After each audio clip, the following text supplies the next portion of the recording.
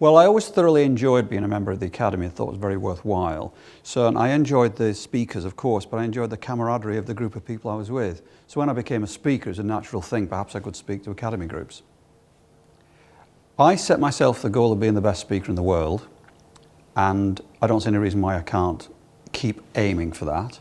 I set myself the goal of changing the weather in February, and I haven't seen a day in February in England for 15 years, so I work in Australia.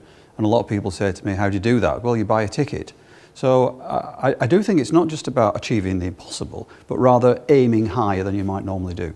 Perhaps the most important thing is that Academy members and business leaders say to me that they've experimented what I've said and it works, and often it works literally within hours. So yes, for sure, I have unlocked potential, but it's not me telling them that, they tell me that I've been able to do that for them. I think a winning team always comes down to two things. One's having a very clearly defined goal, objective, so we all know where we're going for and we're going for it together. And the other is having a team spirit and a belief that you can support each other. I think those are the two things in having a successful team.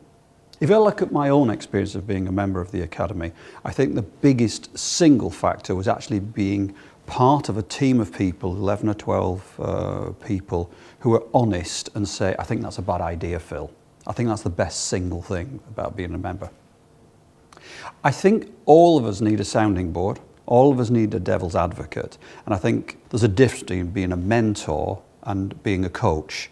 And a coach is very much one-to-one and seeking out and endeavouring to find out what it is that you really want. And a mentor is someone who you look up to and think, I can do what they do. But I think ideally you'd have a coach and a mentor.